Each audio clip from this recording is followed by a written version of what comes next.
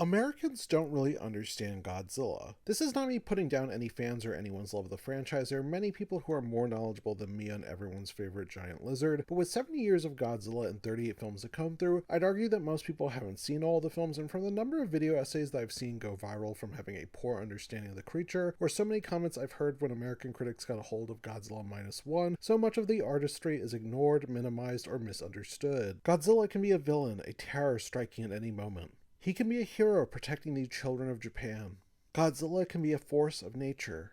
Godzilla can also be a giant radioactive iguana who craves fish. Godzilla can exist to critique the state of the world beyond Japan's fears of nuclear obliteration, but comes back time and time again as those worries become sadly more real in his most serious of tales. Godzilla can also be a drop-kicking, rock-throwing, atomic breath-flying being who loves to spend time with his own friends and campy adventures. Producer of Godzilla, Tamayuki Tanaka, would say that Godzilla is the son of the atomic bomb. He is a nightmare created out of the darkness of the human soul. He is the sacred beast of the apocalypse. Growing up, I watched many of the Godzilla films of the Heisei era released from the 80s to 90s, renting them from my local Blockbuster over and over again, being one of the most formative cinematic experiences of my childhood. After seeing Godzilla Minus One, I asked myself, why haven't I seen the rest of these? Why haven't I watched the 15 Showa era films I bought through Criterion? Why have I not watched the anime films on Netflix? Why haven't I revisited these films that left such an impact on my childhood? And so I did. Last year, I watched every single Godzilla film, watching many for the first time, revisiting a large number for the first time since being a preteen, and today I want to talk about why I love Godzilla and what sometimes I think people miss or misunderstand about the creature. To do this, let's start at the very beginning, understanding the creation and original intent behind Godzilla, hitting some of the highlights of the franchise, talking about some of the lows as well, why I think Americans have such odd opinions about the creature Godzilla or even the franchise, and walk us through a celebration to the present. There are also going to be some minor spoilers for some of the Godzilla films, but none of that detracts from your enjoyment of the series, and nothing will prepare you for some of the series' more odd moments. And if you enjoyed this video or other videos like it, consider liking, commenting with some of your favorite Godzilla movies, subscribing, and hitting that bell. And I'm hoping to release videos like this bi-weekly now that the new year has started, but for the next couple of weeks I'll actually have videos be coming out weekly just because I have so many that are so timely right now. If you do want to see some of my other thoughts about film or just want to get some updates about the page, consider following me on TikTok, even though that might get banned in a couple of days, or follow me on Letterboxd. I've watched almost 5,000 movies according to the app. I watch all sorts of movies, indie movies, world movies, queer movies, horror movies, just about everything that you can think of, or consider following me on Instagram or Blue Sky. Without further ado, let's talk about Godzilla, and most importantly, let's break down the first misconception that I think people have about the series, because I think that helps us understand what this series is, and that's the misunderstandings about who Ishiro Honda was as a person. And while Honda is not the originator of the idea of Godzilla, he was the original director in that first film and also the co-writer of that film, and directed a total of 8 films of 38 in the entire franchise. This is by far the most that any one person has sat in the director's chair for a Godzilla movie. And despite having a full career not defined by a single genre, directing comedies, documentaries, and dramas, he is known largely for his impact on the kaiju genre. He started film school in 1931 at Nihon University's film program, which was in its infancy and fairly disorganized, leading to many professors leaving the university, classes getting cancelled, and Honda attending random film screenings in order to build his education at the time. And while having the opportunity to receive several jobs in the industry as an assistant director through Photographic Chemical Laboratories, which later rebranded upon his time away from the military, he was quickly drafted to join the Imperial Japanese Army in fall 1934. Now, for some people, they conflate Honda's time in the Japanese military as being similar to that of a Nazi because he fought for an Axis power during World War II. A more specific point of that criticism is that during his time in the military, Honda would oversee what was at the time called a comfort station, as more commonly known as a brothel between 1940 and 1941. He would then leave the military in December 1942 before deciding to take a job at the once named Photographic Chemical Laboratories once again, which is now named Toho, and produced several propaganda films for the company before again being drafted in 1944, being sent to China, and thankfully having the opportunity to avoid conflict, and did as much as he could to treat the Chinese as humanly as possible. Now, all these things can be true. What the Japanese army did during World War II was absolutely awful, and what happened in those comfort stations was unforgivable in every single way. There is absolutely no way to defend any of that. And this does not erase any of the tragedy of anything that happened or any of the harm that happened to the women that were trafficked, but Honda would openly speak out about the atrocities that happened during these comfort different stations, he would openly critique the Japanese military for most of his life, and he was very open about that in a way that I think most people weren't at the time. And when it comes to the films being made for Toho at the time, scripts were being reviewed by the government at the time, and if you weren't compliant in supporting the Japanese war effort in your films, you were punished. Now, after serving the war, Honda would once again work as an assistant director for Toho, including working with his close friend Akira Kurosawa as an assistant director on Stray Dogs, would also be in charge of the second unit of production. At the ripe age of 40 in 1951, Honda would also direct his first film, The Blue Pearl, a partial documentary following pearl divers, which also happened to be one of the first Japanese feature films to be shot underwater. As Ishiro Honda was directing a series of war films, Toho was able to produce a Japanese-Indonesian production titled In the Shadow of Glory, or at least tried to. A film that would have been about a Japanese soldier stationed in Indonesia while it was occupied by Japan, but the production quickly fell apart due to an understandable anti-Japanese sentiment in Indonesia at the time. Flying back to Japan after talks about the film collapsed, Tamayuki Tanaka, a producer at Toho, rethought of the movie as a monster movie, thinking back to seeing The Beast from 20,000 Fathoms and recognizing the growing interest in monster sci-fi films of the 50s, including thinking about the recent re-release of King Kong, but more importantly also thinking about the test of the hydrogen bomb at the Bikini Atoll in March 1954, causing more fear about the threat of nuclear weapons. Once there was a shift in direction, Senkichi Taniguchi, the original director of In the Shadow of Glory, would choose to leave the project, and after many other directors left the project because of believing it was stupid, Toho reluctantly asked Honda, but recognized due to his beliefs and time in the war, he was actually ideal. And Honda actually said yes very quickly because he was interested in sci-fi as a genre and wanted this to be a serious project. And now this leads to the creation of the original Godzilla. Now, for anyone who's watching this video and has only seen the MonsterVerse films or the Matthew Broderick movies, or they're in the same boat as me where they saw maybe some of the Heisei films or some of the Millennium films growing up, I think it's very important that you go back and watch the original Godzilla movie. And what does it mean for me to spoil this 70-year-old film? So many people think of Godzilla as so goofy and campy, but this original film is a full-fledged horror film, and there's an air of mystery surrounding the initial appearance of the creature, which also solely in this iteration of the film appears more curious and animal-like than others. It's the one quality that I wish carried over into other films. Fish suddenly start disappearing, fishing boats and homes begin destroyed, people are killed, all while the titular creature is given minimal appearance before his destructive finale. Beyond impressive in its use of miniatures and practical effects, and not given nearly enough credit for how it advanced special effects as a whole and how seriously it took the science fiction genre, which feels like somewhat of an anomaly at the time. The film is beyond frightening, especially when Godzilla stays on mainland for a long period of time. You see the real terror in people's eyes before we see them vaporized or crushed in front of us. It is a far more emotional film than most people give credit, and upon my most recent viewing, it was overwhelming and left me on the verge of tears. Real fear is translated so well in the film, and to have made this so close in proximity to World War II and the nuclear bombs being dropped on Hiroshima and Nagasaki is an act of selflessly translating collective trauma with hopes that we would somehow recognize as a collective the damage that these weapons can cause. The film is also far more conclusive than I think most people give credit, with Godzilla dying at the end of the film because of the use of the oxygen destroyer, and our main character becoming preoccupied with the idea of needing to prepare for another Godzilla in case another is awoken by the use of nuclear weapons. The original Godzilla broke opening day records for Toho, selling 33,000 tickets, with a line wrapping around the theater 3 times over. Ryuji, Ishiro Honda's son, said that there was standing room only in the theater and that people were mostly silent for the entire runtime, with people reportedly being scared and unable to sleep for days after watching the film. Honda was excited by some aspects of the immediate success, but was bogged down by some of the more mixed reviews that oversimplified Godzilla to being a children's film or similar to other Monster B movies at the time. A large part of the film's international success was actually being brought on by a brand new English dub of the film released 2 years later, Godzilla King of the Monsters. This is also, funnily enough, where the King of the Monsters subtitle for Godzilla came, and it's just stuck with time. The new cut of the film shaves 15 minutes off the 96-minute runtime, as well as adds Raymond Burr as Steve Martin. He essentially exists as a foreign correspondent character who's there to tempt white American audiences so that way they check out the film. For the majority of the film's runtime, he has most of the events of the plot explained to him by other randomly inserted Asian characters slightly off screen. In fact, in a lot of scenes in the film, there's no subtitles whenever we see our protagonist. It will just say speaks Japanese, and then suddenly in scenes where Martin does not appear, they're speaking full-on English. And upon watching this new cut of the film, which Honda famously hated upon its premiere in Japan in 1957, after being advertised as 100 times better than the original Godzilla, I also hated it. I mean, this is truly abysmal, dropping what is in my mind a perfect and classic movie, important for so many different genres, to at best a half-star movie. Much of the nuance about war or nuclear obliteration is moved, as well as a lot of the character from our main trio that we know, making this an empty, vapid waste of time that makes me so angry knowing the impact of the original film. There really isn't much else else to say about this other cut of the film other than it's a waste of time. Just read subtitles and check out that original movie, and sadly this is the first place where I think American audiences started misunderstanding this creature. It doesn't help that the majority of later films would not have distribution in original Japanese. When playing in either movie theaters, at home media, or rental, the only occurrences that really stuck out to me when reading about the film being played in Japanese in the US were in the 50s and 60s in Japanese American neighborhoods. Making this video, I genuinely couldn't remember if I had access to those original versions of the films until Blockbuster and other video stores had access to DVD, so that way multiple languages could be stored on the disc. And aside from the handful of very limited releases of the original Godzilla in theaters with large Japanese American populations, it wasn't until 1982 when the original film would finally play in the United States with a very limited release in smaller art house theaters. And then even more shockingly, the original Godzilla wouldn't have an official DVD release in the US until 2004. And regardless of the understanding of the creature, the film, or its commentary, there's a level of success that can't be ignored here. So much so that there would be 15 films released during this Showa era, released over the course of 21 years, and while Honda would immediately leave Godzilla and go work on Love Tide, his first film targeting female audiences that was a romance film about two lovers separated by the war, Toho had other plans for Godzilla. Fearful of losing any potential income and also any interest in the creature overall, regardless of what people gathered from that first film, Toho was able to release the second Godzilla film, Godzilla Raids Again, in just over 6 months after the release of the original Godzilla. Looking at the production of this one film, it's also clear to see a pattern driving to make these films quickly for sometimes a quick buck, and recognizing that the majority of the audience for that first film saw one watered down in commentary, so that is less important even if it's present. And with those intentions being placed in making this film, we truly have one of my least favorite of the Showa era with non-memorable characters, a lack of tension or horror, and a film that's just boring. But at the same time, it's very important in Godzilla lore and really all the kaiju genre. Because in Toho's eyes, what is better than one giant monster? Well, two giant monsters. And in comes Anguirus, beloved Ankylosaurus, that amounts to one of the least exciting fights in all of Godzilla history, as we witness two people in costumes essentially wrestle each other without any sense of momentum or weight, not yet perfecting the nature of how these battles should appear on the big screen, but being an important foundation for what would shape so much of the series in the future. The mixed reception of this film would also lead to a 7-year hiatus for the monster's next appearance on screen, and the film that accelerated both production of many Godzilla films in the future and having creature battles become the priority for this series, King Kong vs. Godzilla. The film actually started as a film that would feature King Kong fighting a giant version of Frankenstein's monster, and Toho said, you know what, let's just have Godzilla do this, and genuinely we would not have the franchise we do today without this one movie. Now I think King Kong vs. Godzilla is just fine, marred once again from a poor dub, which you can understand is a theme for this series and is at the heart for the majority of the confusion about our lizard god. Although it does bring us back Ishiro Honda, who'd remain in the fold for the next several Godzilla films, and also understood how to meet Toho's demands for the series, while also integrating everything that he loved about the creature. For instance, such as Toho demanding that Honda integrate his own Mothra into the fray for the fourth film of the franchise, Mothra vs. Godzilla, after his own 1961 film, or being able to rush one of my favorites of the Showa era into production, the fifth film of the series, Ghidorah the Three-Headed Monster, featuring the introduction and creation of Godzilla's most iconic foe, which was made with an expedited production after Kurosawa's Red Beard was delayed. He was constantly willing to adjust the parameters that were being set for him while also adding his own personal flair to continue the deeper and richer meaning in the series, such as tackling social commentary that was anti-capitalistic, also critiquing the stealing of indigenous land in Mothra vs. Godzilla, and also willing to, even though he didn't really love it, anthropomorphize aspects of these characters in order to make one of the most important changes to any of these Godzilla films, transform Godzilla from a villain to an anti-hero and then eventually the hero of this era. Godzilla's metamorphosis in the series is consistently in the trajectory towards being a hero, with the creature at least never downright being a villain after this fourth film, sometimes just existing for the sake of existing, taking out evil creatures for his own interests before existing in largely innocuous adventures even.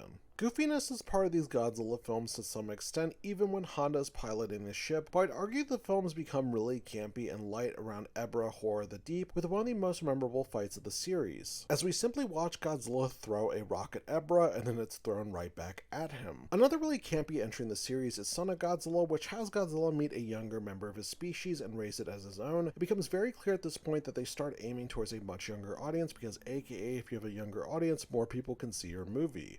This also leads to some fun adventures and also one of the worst entries of the series, All Monsters Attack. This film is easily the most cheaply made of the entire series, being a glorified clip show that uses clips of recently made Godzilla films to save budget and feels like a low point for the majority of fans. Now, in naming other highlights of this era of the franchise, there would probably be the 9th film of the series, Destroy All Monsters, because of the sheer number of kaiju present in the film, the 11th film in the franchise, Godzilla vs. Hedorah, for being such a psychedelic entry in the series, borrowing from the trippy visuals that I associate typically with the few Eastern European art house films that I've seen from the time, and also for the unique creature Hedorah, a giant pile of alien goo that feeds on the Earth's pollution to grow and change form, personally making for some of my favorite commentary in the series, and whose director Yoshimitsu Banno is the reason we have the Monsterverse films, which I'll share more on later. And I also have to name the 15th film of the series, Terror of Mechagodzilla, for being Ishiro Honda's final directed film, a film that carries so much weight as Godzilla has an epic final fight for this era with faux Mechagodzilla, before we get what felt like the perfect swan song for the series at the time. I do, however, don't want to skip another entry in the series, the 13th film, Godzilla vs. Megalon, because it exists as a driving point shaping the majority of people's thoughts due to its tone, it being so uniquely successful on many fronts at the time as a Godzilla film, an external factor that shaped the way that people treated the franchise. Godzilla vs. Megalon features an inventor making a robot named Jet Jaguar, which is stolen by a group of subterranean people named the Seatopians, woken up by a recent nuclear weapons test and wanting to send the beetle god Megalon to the surface to get revenge. Long story short, Jet Jaguar snaps out of it, Megalon summons Gigan, an alien with hook hands, to come in for assistance, and as Jet Jaguar is literally being jumped, he is able to summon Godzilla for help, who's able to turn the tides of battle, perform an epic jump kick, and save the day. Now, when people think about my description of this film, what stands out to you?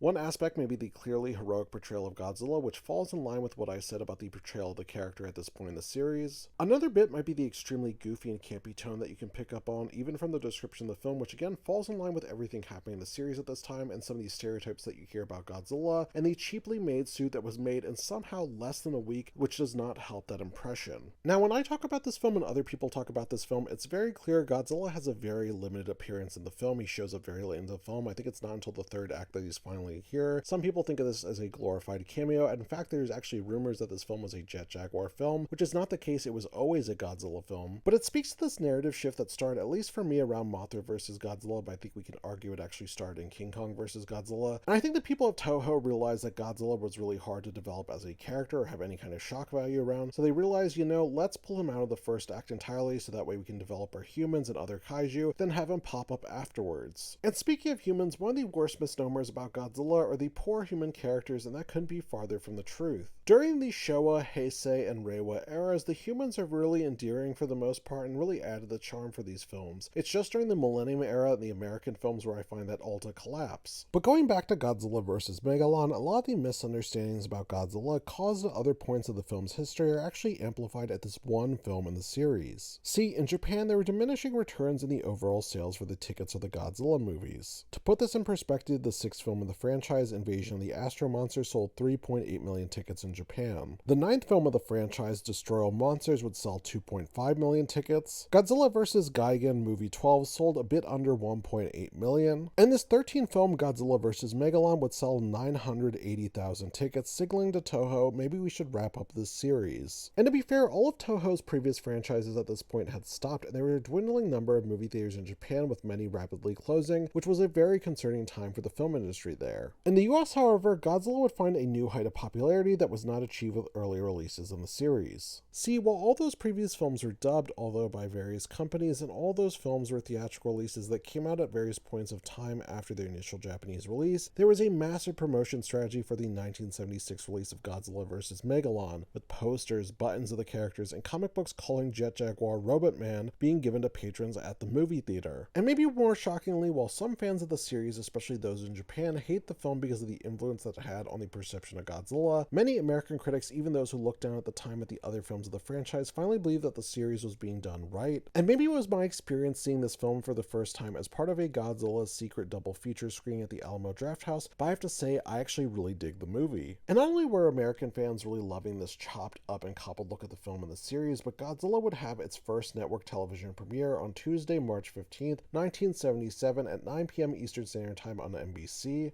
exposing the film to more, but sadly in a 1-hour time slot that led the film to be cut to a meager 48 minutes to allow for commercials, and even more sadly having bumpers featuring popular comedic actor John Belushi in a Godzilla suit hosting the program that are somehow lost to the annals of time. Now, the rights for the specific film are slightly confusing, with some sources naming that the American cut of the film, now running at 79 minutes, was public domain, or at least believed to be public domain, which led to a version of the film up on Mystery Science Theater 3000 at the end of its second season. The first of the 2 final episodes of that season would be centered around Godzilla vs. the Sea Monster, the English dub of the Ebra movie, and one of the Godzilla American cuts of Godzilla vs. Megalon. Now, for younger viewers, Mystery Science Theater 3000 was a show based around a group of fictional characters that would watch B-movies and provide commentary on them. Think of your favorite reaction YouTuber before that was a thing. Now, after doing some research on this time in the show's history, it seems to be widely accepted by fans who've seen these early episodes that they were not the best. And because of the iffy rights issues releasing some of these episodes on streaming or home video, I was only able to watch this episode by a fan who uploaded it on Facebook several years ago. Jokes seemed generally pretty awkward, but the concept was fresh and there wasn't a groove found until the show left the Comedy Channel and went to Comedy Central. However, I can't speak to this show, its quality, its fans, or the culture surrounding it, but it's concerning to have found several threads on Reddit speaking to many fans finding members of the show to be racist, specifically towards Asian people and Asian films for a long time. And many found that to be especially weird considering that they spoke out about racism towards black people in many of the films that they watched across many seasons. And obviously I believe that we should be calling out all forms of racism. I'm just highlighting conversations that I've read. I can't speak much more to the show than this. And after spending 3 hours watching these episodes, I found the Ebra episode to be a real bore, filled with lots of dead air, not many of the jokes landing, and giving me an immediate understanding of why the Ebra episode is not remembered as fondly in the US as Godzilla vs. Megalon. And then we get to that episode and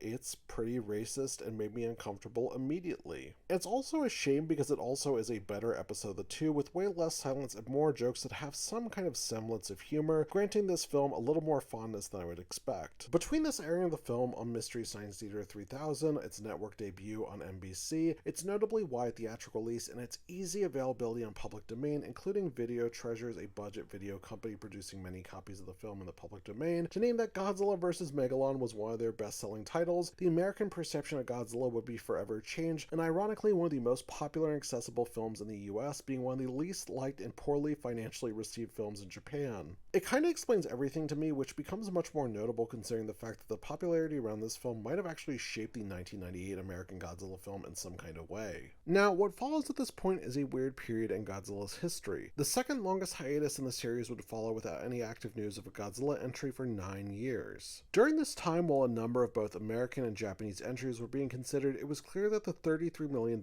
made from licensing Godzilla's likeness on just about everything you could imagine made it clear audiences wanted more Godzilla. In fact, even 10,000 fans in Japan formed the Godzilla Resurrection Company, trying to convince Toho to bring back the creature. Now, a strange bit of circumstance would actually convince Toho to make more Godzilla movies. That's when a small fortune fell into their lap, and Toho would receive the license to the entirety of Disney's catalog to distribute their films in Japan. This provided extra cash flow to the company, but the largest sign that Godzilla was ready for a theatrical return was actually at Toho's 50th anniversary film festival. They decided to re-release several Godzilla films, which drew shockingly larger crowds than Kurosawa's Seven Samurai, and compared to Pinocchio and Bambi, they had similarly sized crowds. Producers at Toho were also not ignorant of the growing popularity of dark science fiction films that seemed to embrace the rich social commentary rather than being solely creature features like Alien, and even remakes of other films of the 50s such as The Thing and Invasion of the Body Snatchers being box office and critical successes, so why couldn't Godzilla be the same? This would bring us to the Heisei era of Godzilla films, the ones that I grew up with, which would streamline continuity both by ignoring every film post the first Godzilla film, meaning this is a monster that has grown only slightly beyond myth after his first documented appearance in the 54 film, one that also returns a character to his villainous origins with a dark tone radiating throughout these films even when they dip into fantasy, and while the Showa films had continuity, it's emphasized more so in the Heisei era films, and also with a Godzilla that is 30 meters taller than the previous iteration of the creature at 80 meters total. This really helped Godzilla reach a much more formidable height against the skyline of Tokyo, and there now being a new renewed interest and need for social commentary, sadly against the fears of nuclear obliteration because of the fears of the Cold War at the time. Toho had a message to share with the return of Godzilla, and his return is horrifying. Director Koji Hashimoto approached this project with necessary seriousness, naming in the first Godzilla film in 1954 the message was against nuclear testing. This time the theme is broader, the risk of nuclear energy in all of its forms. This is the message I want to spread to the world with this film. The Return of Godzilla would open December 15th, 1984, drawing 800,000 ticket sales in a week against the likes of Gremlins during the competitive holiday season. It would become the highest-grossing Japanese film that year. And yes, despite the resounding success of The Return of Godzilla, Hollywood was not interested in Toho's asking price of $5 million for licensing the film, which led to New World Pictures taking on the rights for a meager $500,000. They would bring back Raymond Burr from the original American dub, and many critics did not like this new American dub of the film Godzilla 1985, with some naming that they thought the dubbing was intentionally bad. The combination of this and global troubles in the film industry would lead the next Godzilla film, Godzilla vs. Biollante, which features our behemoth fighting a half-human, half-rose hybrid mixed with Godzilla's DNA, to unfortunately do poorly at Japan's box office and lead the film to be an HBO release, leaving the creature without a theatrical release until the Millennium Era. Even though Biollante is a favorite of mine and the boldness of this entry makes it one of my favorites as well, the next few entries in the series would understandably be a bit more safe. Next we get a sci-fi time-traveling film featuring King Ghidorah, Mothra returning for a fourth picture of this era, also featuring a dark doppelganger Batra, a fifth film featuring Mechagodzilla and also a baby Godzilla who's far more endearing than Manila, with Rodan also being squeezed into this picture. Then Godzilla getting an alien doppelganger, Space Godzilla, before this iteration the series concludes with Godzilla vs. Destroya. This features a creature made from the remnants of the original oxygen destroyer that killed Godzilla, creating a beautiful loop in this franchise, and without spoiling it, is another one of my favorites of this franchise, and one that beautifully finds finality through the death of Godzilla and allowing the creature to rest, at least for now. At the time, many of these films were considered failures for Japan due to the inability to release the majority of the Heisei films in the US until the release of the 1998 film. But if each of these films cost about $10 million and they each made about $30 million,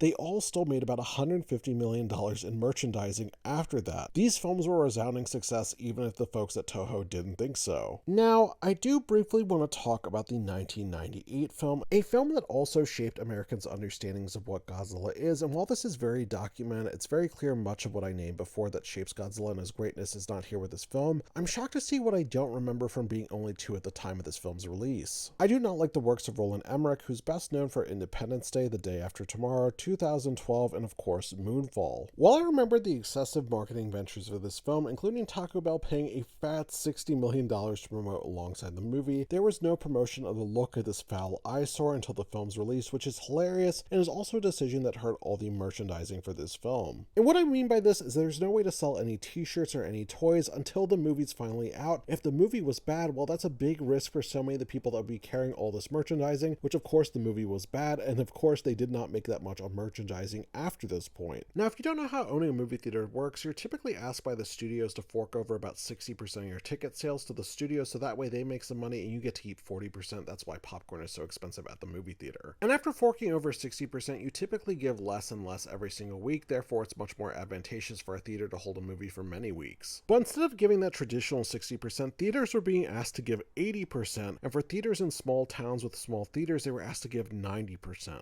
Now, we all know what this film is, and its aversion to the original creature and its origins is likely what makes this a catastrophic failure for many, as well as the film's desire to be just a popcorn flick devoid of much meaning, existing as a mostly meaningless piece of entertainment. And whenever I talk about this film online, people always mention the cartoon response. Guys, the cartoon is sick and it's also not the movie. The movie is a big flaming piece of dog shit. And the film was so bad, Toho said, guess what guys, let's make some more movies, we gotta fix this, and the Millennium movies are just fine to me. There's again the understandable decision like the Heisei films to remove continuity to make the films much easier to understand, but the original Godzilla is no longer necessarily canon for all these films, and with each entry there's a whole new continuity, with most of these films not being connected. In Godzilla 2000 Millennium, the first of these films, none of the previous films are canon, including that original Godzilla. In Godzilla vs. Megaguirus, the original Godzilla is now canon. In Giant Monsters All Out Attack, there's a reference to the OG Godzilla and actually the 1998 film. And then we have 2 films featuring Mechagodzilla sharing the same continuity, pulling from the OG Godzilla, the 61 Mothra film, and a variety of other kaiju films of the 60s and 70s not associated with Godzilla. And then there's the final film of this continuity, Final Wars, where again there is fresh continuity. These films mostly serve as fun popcorn flicks, with none of them being outright bad, but most of them being fairly thin or non-existent in their commentary, and some familiar characters of this franchise, such as Mothra and Ghidorah, being characterized in the most thin of ways, which was a disappointment coming back to these films, knowing I'd grown much more appreciation for the rest over time. There are some aspects aspects of this time period that I do enjoy, such as the ferocious nature of Godzilla and Giant Monster's all-out attack with his cold white eyes, and also the film leaning into camp as much as it can with Final Wars. What I will say about the end of this era, while Final Wars' reception is far more warm than it was initially, Godzilla's 50th anniversary was in a much more dire place than its 70th with the release of -1. Final Wars cost nearly $20 million, making it the most expensive project in the series at the time in Japan, and only made about half of that money and receiving at best a mixed reception. For many, it was believed that this 28th film of the franchise may be its last, but hope comes from the least likely of places. Enter Yoshimitsu Banno, director of the 1971 Godzilla vs. Hedorah, and I said he was coming back, right? Well, at the end of that film, there's a cliffhanger implying the return of Hedorah, which was shut down immediately by Godzilla producer Tamayuki Tanaka, who believed that Banno had ruined the franchise and Banno was no longer allowed to direct films for Toho and would never serve as a director for a feature film after this point. It's at this point where he plays the long con. After this point, he consistently asked to direct Godzilla films before in 2004, right before the release of Final Wars, Banno was given the rights to make an IMAX 3D short film titled Godzilla 3D to the Max. It would be a remake of Godzilla vs. Hedorah featuring a new iteration of the creature called Deathla. Over the years, a full production team would develop and the license would expand for Banno to direct a feature-length 3D film, which would sadly dissolve when Legendary Pictures was offered to fund a feature-length Godzilla film. This would transform into a new take on the creature that wanted to stick closer to Toho's roots and stay far, far away from the 1998 film. As you can tell, this leads to the beginning of the Monsterverse and the 2014 Godzilla film. It's deeply impressive to me that this one man's pure will and determination is maybe the sole reason we have this much more recent iteration of Godzilla films. My thoughts on the Monsterverse films is that while they're all mostly enjoyable, they all have very little to say and pale in comparison to some of the best of the Japanese films. Controversially, my favorite of the Monsterverse films is Godzilla x Kong: The New Empire due to its willingness to stick to the tone of the campy late Showa era films, and I appreciate that connection. And while I did say the humans are better in the Showa and Heisei era than people believe, they are largely forgettable, cringeworthy, or one-dimensional in the Monsterverse. And with the release of the Monsterverse films happening at the same time as the Reiwa era of Japanese Godzilla films happening right now, the franchise has its most frequent output since maybe the Showa era, and these Reiwa era Godzilla films are so memorable for me for the many highs, including Shin Godzilla and Godzilla -1, and then we have the Godzilla anime trilogy, which is awful and some of the worst lows of the franchise. Seriously, these are mind-numbingly boring. I can't stand them. If you all ever want me to talk about them, they'll be their own video someday in the far, far future. And again, going back to the highs, this era brings back to me two films that for many, including myself, believe are the same quality as the original Godzilla film, Shin Godzilla and Godzilla -1. Shin Godzilla, which was directed by Shinji Higuchi, best known for his work as special effects director in the Gamera franchise, showing evidence of his ability to work with kaiju, and famed director Hideaki Anno, best known for his work on Neon Genesis Evangelion. This take on the creature is my favorite by far, featuring a version of Godzilla bellowing out in pain, rapidly evolving with an appearance that makes it hard for me to recognize that it's Godzilla at first, with a low swinging camera providing a sense of scale that feels so oppressive, and witnessing this beast of destruction feeling so personal and carrying so much weight. There's also a critique of the bureaucracy of governments and the inability to move efficiently past red tape, often making problems worse by being far too reactive and not proactive. It's by far the most talky of the Godzilla films, and it's the one that I love, even if there's a few vocal fans that do find it to be boring. And while many are familiar with Godzilla -1, and it feels redundant for me to speak on its praises, yes, it is as good as everyone says it is, with some of the best characters of the franchise, but yes, there are other good human characters, and anyone who said this is the scariest Godzilla film in a long time needs to look at the literal most recent Godzilla film from Japan before this, Shin Godzilla, to prove how untrue this is, and I'd argue that's the scarier movie. There could be years worth of videos detailing this entire series, breaking down every single film, different moments, different themes, breaking down different eras, but the fact that most people don't know that kind of shows how much most people don't know Godzilla at all. But I hope my brief elaboration about what this creature is and what these films mean to me helps you understand the series a bit more. If you've never seen a Godzilla film before, you want some recommendations, I have 7 for you. The original, Shin Godzilla, and -1 are the 3 most essential. After that, if you want a campy look at the series, I highly suggest Godzilla vs. Megalon. If you want to see how bold the series can get, as well as some strong commentary, check out Godzilla vs. Hedorah or Godzilla vs. Biollante. And if you want a good time and just some monster mayhem, check out Final Wars. And despite what we all love about this franchise and the films that we love, or the eras or the themes that we find ourselves connected to, what's special that we're all connected to Godzilla in so many different ways, and they're all true to all of us. And at the end of the day, maybe that's what we should remember, and also just that the series is much more deep and expansive than some people give credit. If you did enjoy this video, please like, comment with some of your favorite Godzilla movies down below. Please subscribe and hit that bell, and I please hope that you all take care.